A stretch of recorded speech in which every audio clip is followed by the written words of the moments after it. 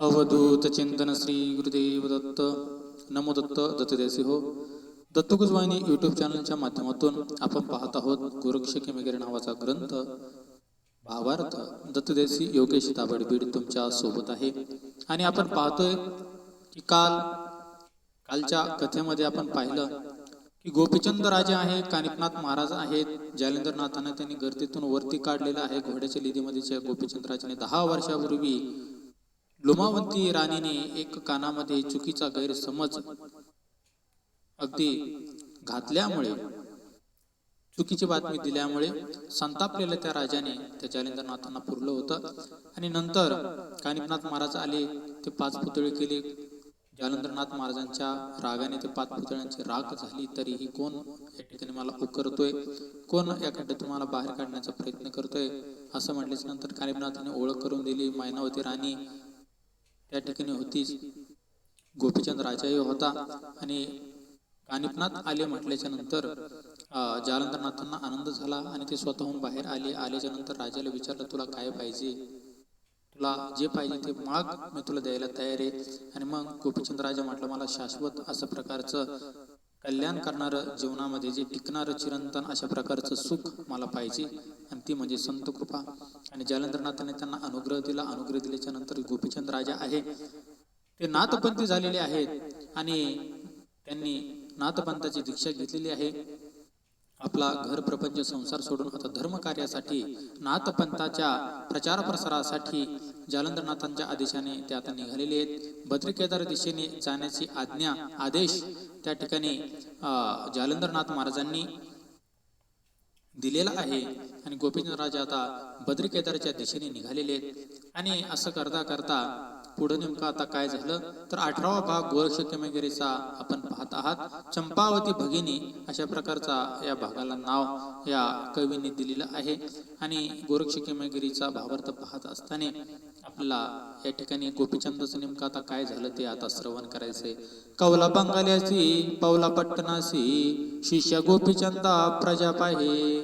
काय झालं, गौड बंगाल आणि कौड बंगाल नावाची अशी गावं होती, नगर होती त्या काळी. गौड बंगालचा राजा म्हणजे हेलापट्टण नगरी. गौड बंगाल देशामध्ये, हे बंगाल देशामधली कथा आहे बरं का. बंगाल आपण ज्याला म्हणतो ना, तर त्या बंगाल प्रांतामधला बांगलादेश ज्याला आपण म्हणतो हल्लीच्या काळात, तर त्याच्यामधली ही कथा आहे. आणि या बंगाल प्रांतामध्ये गौड बंगाल आणि कौल बंगाल असे 2 भाग होते. आणि त्या गौड बंगालामध्ये हेलापट्टण नावाचं नगर, आणि त्या नगराचा राजा म्हणजे गोपीचंद राजा होता. आणि त्याने आता नाथपंथाची दीक्षा घेतली, तो जोगी झाला, संन्यासी झाला. आणि आता तो बद्रिकेदारच्या दिशेने जालंधरनाथांच्या आदेशाने तपश्चर्येसाठी निघालेला आहे. आणि फिरत असताना, चालत असताना त्या नगरामध्ये, हेलापट्टण नगरातून बाहेर निघत असताना त्याच्या गावातील त्याच्या नगरामधील जे काही वेगवेगळे जे काही सदस्य आहेत म्हणूयात, किंवा त्या नगरामध्ये राहणारी जी माणसं म्हणूयात, तर ती माणसं अशा प्रकारची होती की ती एवढी प्रेमळ अशा स्वरूपाची होती. त्या राजावरती ती जीव ओवाळून टाकावं की काय, एवढं प्रेम त्या राजावर करणारी होती, गोपीचंद राजावरती. आणि त्या नगरीतल्या लोकांना असं वाटायला लागलं, त्या नगरवासीयांना असं वाटायला लागलं की आपला राजा एवढा नीतिमान होता, एवढा प्रजेचं सांभाळ करणारा होता, असा राजा पुन्हा होणे नाही. आणि ह्या राजाला काय सुचलं असेल बरं, एवढं चांगलं राज्य चालवायचं ते सोडून दिलं आणि कुशल नाथपंथाची दीक्षा घेतली. आणि म्हणून सगळी नगरवासीय प्रजाजन जे आहेत हेलापट्टण नगरीचे, सगळेजण त्या ठिकाणी तळतळ करतायत.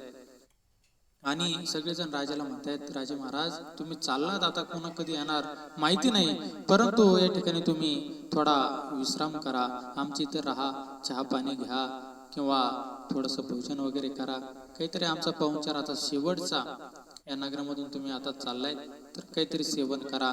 आणि अशा पद्धतीने ते जे काही राजे महाराजे आहेत, जे काही गोपीचंद राजा ज्यांना आपण म्हणतो, तर ते गोपीचंद राजे त्या ठिकाणून संन्यास दीक्षा घेऊन, नाथपंथाची दीक्षा घेऊन निघालेले आहेत. आणि निघाल्याच्या नंतर असा आग्रह, त्यांचे जे काही प्रेमळ असं प्रजाजन आहे, त्यांच्यावरती जीव ओवाळून टाकणारं, त्यांच्यावरती फार प्रेम करणारं जे प्रजाजन आहे, तर ते हट्टपूर्वक अशी विनंती करताना दिसते त्या गोपीचंद राजाला. म्हणजे गोपीचंद राजा किती नीतिमान होता. नाहीतर आपले राजे असतात 5 वर्ष कधी लवकर निघून जातील आणि कधी लवकर दुसऱ्यांना निवडून देऊ, आणि ते पण कसे निघतील सांगता येत नाही. भरसाच्या म्हशीला नेमकं आपल्याकडे टोनगा झाल्याशिवाय राहत नाही. आणि म्हणून आता तर आम्हाला महाराष्ट्रात हेच कळायला तयार नाही आम्ही कोणाला नेमकं मतदान केलं होतं. अशी आपली राजेशाही आहे. असं आपली राजसत्ता सध्याच्या काळात भारतामध्ये, आपल्या महाराष्ट्रामध्ये पाहायला भेटते. हा गोपीचंद राजा मात्र तसला नव्हता.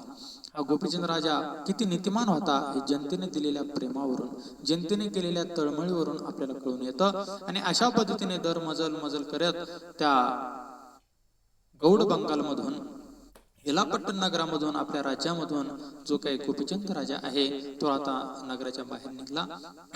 आणि नगराच्या बाहेर निघल्याच्या नंतर दुसरं जे प्रदेश आहे बंगाल देशामध्ये, तर त्याला कौल बंगाल असं म्हणतात. आणि त्या कौल बंगालामध्ये पौलपट्टण नावाचं गाव आहे, पौलपट्टण. आणि त्या पौलपट्टणामध्ये जे काही राजा आहे पौलपट्टणचा, तर त्याचं नाव आहे तिलकचंद. आणि त्या तिलकचंदाची सून म्हणजे चंपावती राणी. आणि ती चंपावती राणी म्हणजे या गोपीचंद राजाची बहीण आहे, बहीण. आणि बहीण असल्यामुळे आता हा कौल बंगालातून जाण्याचा रस्ता असल्यामुळे, ह्या पौलपट्टणातून जाण्याचा रस्ता असल्यामुळे गोपीचंद राजा सुद्धा त्या नगरामधून आता बद्री केदारच्या दिशेने निघालेला आहे. आणि निघाल्याच्या नंतर साहजिकच बहिणीचं राज्य आहे. आणि बहिणीचं राज्य असल्याच्या नंतर कुठल्याही भावाला असं वाटेलच की आपण आपल्या बहिणीला एकदा भेटून तरी जावं. परंतु गोपीचंद राजा आता पूर्णतः वैरागी झालेला होता. पूर्णतः त्याने संसार आणि आपली नाती होती यांचा संपूर्ण त्याने त्याग केलेला होता. आणि त्याच्यामुळे त्याला त्याबद्दल एवढी काही आस्था अजिबातच नव्हती. परंतु तरीही कौला बंगल्यासी पावला पट्टणासी शिष्य गोपीचंदा प्रजा पाहे. आणि त्या कौल बंगाल देशातून पौलपट्टण नगरातून जात असताना तिथं जे काही प्रजाजन होतं, तर त्या प्रजाजनानं ह्या गोपीचंद राजाला पाहिले. आणि ही वार्ता ज्यावेळेस गोपीचंदाने नाथपंथाची दीक्षा घेतली त्यावेळेसच कळाली होती ह्या नगरामध्ये. त्यावेळेस त्याची जी बहीण आहे चंपावती, तर ही तसं म्हणजे पाहायला गेलं तर सासूरवाशीन होती. आणि तिची जी सासू होती, तर ती सासू सुद्धा फार खट्याळ अशा प्रकारची होती चंपावतीची, असं वर्णन आहे नवनाथ भक्तिसारामध्ये. आणि तो जो काही राजा होता तिलकचंद म्हणजे चंपावतीचा सासरा, तो सुद्धा फार खट्याळ होता. नणंद जावा म्हणजे एक सासूरवासिनीचं जसं जीवन असतं ना खट्याळ लोकांमध्ये दिनचर्या, तर त्या पद्धतीची दिनचर्या ह्या चंपावतीच्या नशिबी आलेली होती. आणि तो तिलकचंद सुद्धा म्हणत होता, काय म्हणे तुझा भाऊ एवढं राजवैभव त्याला प्राप्त झालं, बाप तर लहानपणीच वारला आणि आता हा तरुण होता, एवढ्या त्याच्या बायका, एवढ्या राण्या, एवढं मोठं प्रजाजन, गौड बंगालची पूर्ण सत्ता, हेलापट्टण सारख्या महानगराची सत्ता, आणि एवढी सत्ता सोडून याला काय दुर्बुद्धी सुचली, क्षत्रिय धर्माला याने लाजवले. आणि आता याला क्षत्रिय धर्म सोडायचा आहे, राजपद याला सोडायचंय, आणि काय घरोघरी भिक्षा मागत हिंडायचंय, भिकारी होऊन दरिद्र होऊन घरोघरी हिंडायचंय. याला काय नेमकी त्या नाथ दीक्षा घेण्याची आवड निर्माण झाली. क्षत्रिय धर्माला यानं काळं फासलं, आमच्या तोंडाला याने काळं फासलं. अरे असं नाक वर करण्याचं सामर्थ्य आमच्यात राहिलं नाही. आणि अशा पद्धतीने क्षत्रिय धर्माला याने खऱ्या अर्थाने लाजवले, काळं फासले. आणि त्याच्यामुळं काय तुझा भाऊ चंपावती, थोडीशी तरी त्याला जनाची नाही पण मनाची तरी लाज वाटली पाहिजे होती की आपण राजे आहोत आणि आपण या नाथपंथांच्या नादी लागून नेमकं काय करतोय. थोडं तरी असं वाटलं पाहिजे होतं. आपले पाहुणे रावळे कसे आहेत, आपण कुठल्या घराण्यामध्ये जन्माला आलो, अरे हा तर नपुंसक दिसतोय, हा तर शंड दिसतोय, याला संसार करण्याची जर इच्छा होत नसेल तर हा षंडच म्हणावा लागेल, याला नपुंसकच म्हणावं लागेल. त्यापेक्षा ती टाळे वाजवणार तरी बरे. आणि अशा पद्धतीने तिलकचंद राजा नाही नाही ते बोलायला लागलेला आहे. आणि हा तिलकचंद राजा सासरा आहे चंपावतीचा, आणि सासराच बोलून राहतोय असं नाही. एकदा मोठा जर घरात बोलायला लागला ना तर त्याच्याबरोबर त्याची बायको सुद्धा बोलायला लागते, म्हणजे सासूबाई. नंतर नंदा ज्या आहेत त्या पण थोड्याशा ताल मारल्याशिवाय राहत नाहीत, आणि उरलं सुरलं जावा पण हात धुवून घेतात. आणि मग अशा पद्धतीने त्या चंपावती राणीला सगळेच जण काही काही बोलायला लागले, कारण की चंपावती निश्चितच ऐकून घेत होती. याचा अर्थ चंपावती गरीब स्वभावाची असावी, कारण की गरीब महिलाच एवढं ऐकून घेऊ शकते. आणि सून जर खट्याळ लागली तर सासूबाईचं सुद्धा काही चालत नाही. महाराष्ट्रामध्ये सगळ्यांना या गोष्टीचा अनुभव आहे. आणि म्हणून मी सांगण्यापेक्षा तुम्ही अनुभवता माझ्यापेक्षा जास्त, तर या गोष्टी सांगायचं या ठिकाणी गरज नाही. तर या ठिकाणी चंपावतीचा स्वभाव मनमिळावा असावा, सगळ्यांना सोबत घेऊन चालणारा असावा, धर्मनिष्ठ असावा, आणि मनमिळावा स्वभावाची असणारी ती चंपावती म्हणूनच सगळा सासरवाच्या या ठिकाणी सहन करीत असावी. परंतु आपल्या भावाने केलेल्या या कृत्यामुळं चंपावतीला आणखी दुःखामध्ये भर पडलेली आपल्याला ठिकाणी दिसते. वार्ता रायागी चंपावती कानी बंधुसी भगिनी देखी स्वतः. आणि अशा पद्धतीने तो गोपीचंद राजा त्या पौल बंगाल नावाच्या देशामध्ये पौलपट्टण नगरामध्ये आणि प्रवेशलेला आहे. आणि प्रवेशल्याच्या नंतर त्या ठिकाणी काही राजस्त्रिया होत्या, काही दासी होत्या. आणि त्या दासींनी काय केलं, त्यांनी ओळखलं, म्हणे चंपावतीचा भाऊ दिसतोय बरं का, मला चंपावतीच्या भावासारखाच दिसतोय. आणि याने आता स्थानिक दीक्षा घेतली, म्हणे नाथपंथाची दीक्षा घेतली असं ऐकले, त्याच्यासारखं दिसतो बाई म्हणे. मग दुसरी म्हणते तिला,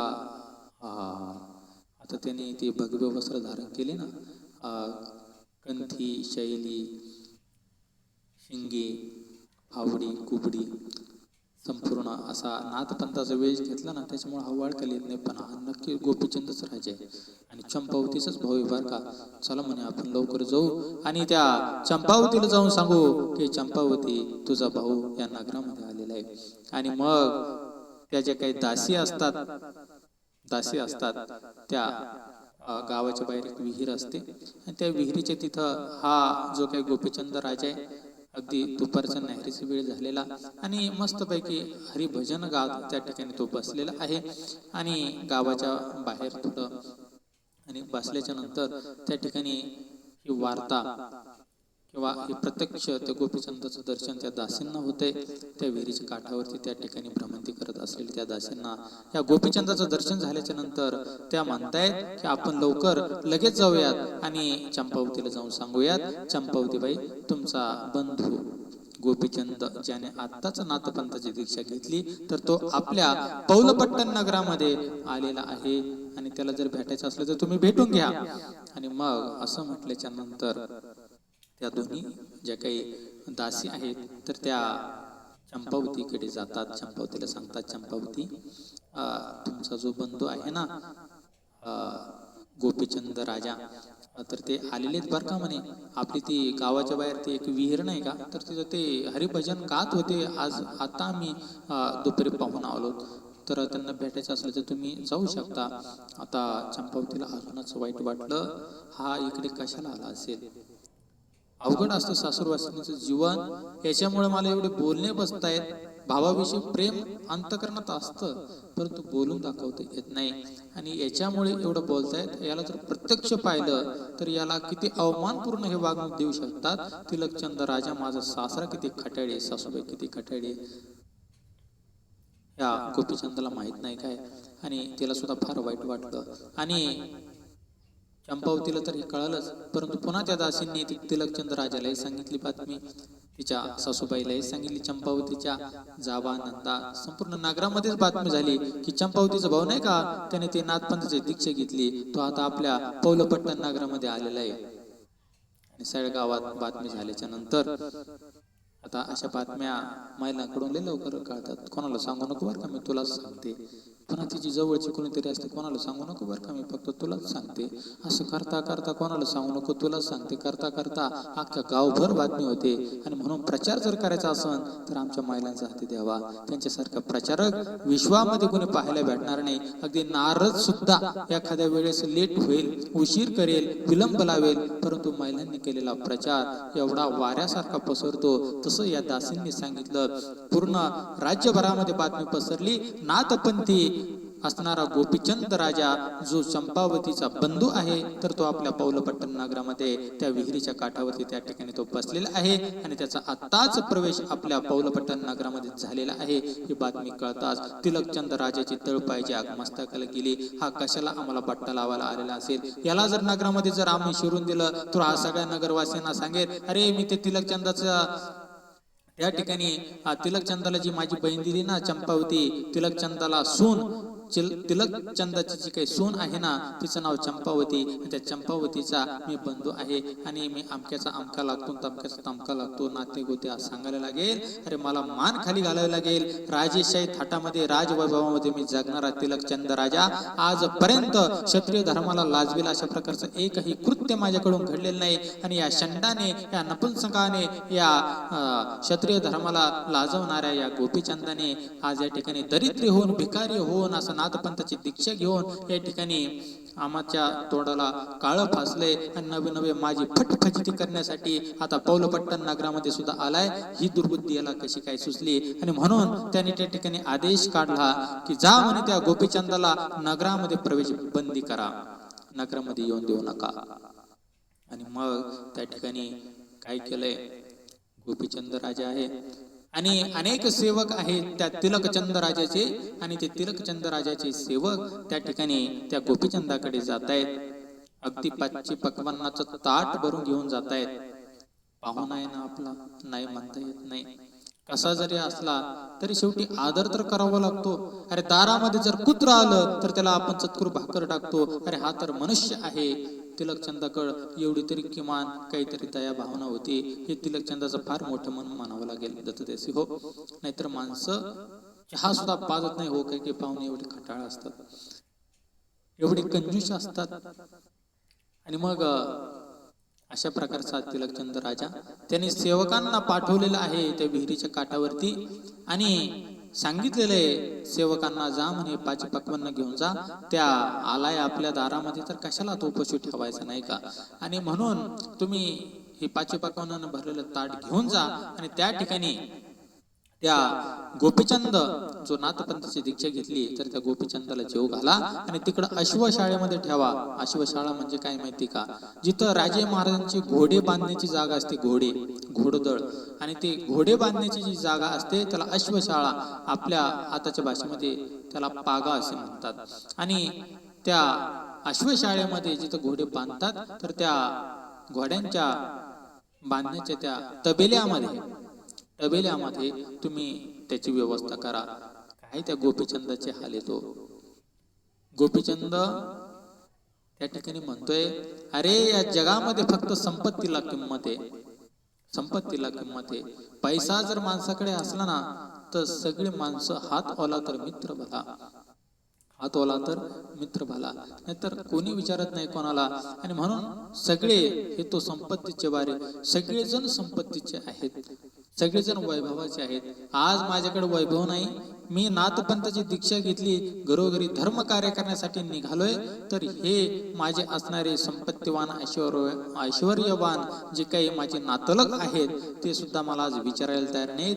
माझी अगदी मान सन्मानाने सेवा करणारी ही सर्व मंडळी, आणि आज या ठिकाणी मला अश्वशाळेमध्ये राहावं लागतंय, अश्वशाळेत घोड्यांमध्ये मला राहावं लागतंय. आणि त्या ठिकाणी बसून अगदी जमिनीवरती खाली असं बसून, एरवी माझा काय थाटमाट बसायला मस्तपैकी सिंहासन वगैरे, बहिणीचे घरी गेल्याच्या नंतर राजे आलेले आहेत, गौड बंगालचे राजे आलेले आहेत, हेलापट्टणचे राजे गोपीचंद आलेले आहेत नगरीमध्ये. आणि म्हणून काय तो थाटमाट असायचा आणि आज माझ्याकडे राजवैभव नाही, राजवैभवाचा मी या ठिकाणी त्याग केलाय, तर मला आज अश्व शाळेमध्ये जेवायला लागतंय. आणि म्हणून दत्तदेसी हो, जीवन असंच आहे.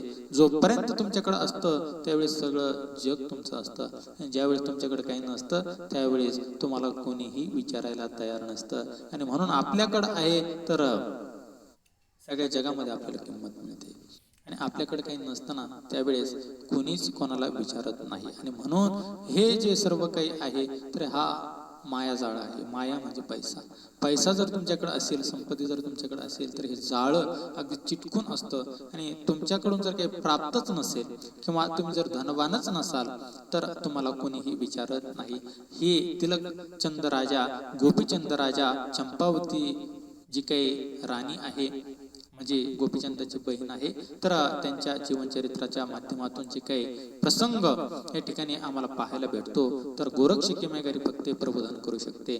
आणि म्हणून या ठिकाणी गोपीचंद राजा त्या अश्वशाळेमध्ये भोजन करतोय, म्हणतो काही का असेना सर्व लोक संपत्तीचे आहेत, या जगामध्ये प्रेम देणारी माणसं फार कमी आहेत. आणि म्हणून शाश्वत टिकणारं जे आहे तर ते शाश्वत आणि टिकणारं जगामधून जास्त करून पाहायला भेटत नाही, कोणाकडून प्राप्त होत नाही. परंतु लोक जे आहेत तर ते फक्त आणि फक्त पैशाला किंमत देतात, संपत्तीला किंमत देतात. आणि अशी असणारी माणसं हे माणसाचा स्थायी भाव आहे, माणसाचा मूळ स्वभाव आहे. त्याच्यामुळे त्याने दुर्लक्ष केलं. आणि त्या आता मी नाथपंथाची दिशा घेतली, मला सुख काय, समान सुख दुःखेषु समान मानपानयो, मला मान केला काय, मला अपमान केला काय, या ठिकाणी मला सर्व गोष्टी समान आहेत. आणि म्हणून मला सुख असलं काय, मला दुःख असलं काय, आता मी नाथपंथी जोगी आहे. आग लगो बस्ती में साधू अपने मस्ती में, आता मी साधू झालेलो आहे. मला काही कोणाची कसली चिंता नाही. कुणी मान द्या, कुणी सन्मान करा, कुणी अवमान करा, कुणी शिव्या घाला, कुणी निंदा करा, कुणी स्तुती करा, मला सर्व काही आता समान वाटत आहे. आणि म्हणून त्या घोड्यांच्या सहवासामध्ये, त्या घोड्यांच्या त्या राहण्याच्या त्या तबिल्यामध्ये त्या ठिकाणी गोपीचंद राजा मस्तपैकी आस्वाद घेतोय, अलख निरंजन आदेश. आणि अशा पद्धतीने पुढे नेमकी कथा घडली काय तर ते आपल्याला पाहायची पुढील भागामध्ये. अवधूत चिंतन श्री गुरुदेव दत्त. दत्त गुजवानी युट्यूब चॅनल सबस्क्राईब करा, लाईक करा, शेअर करा.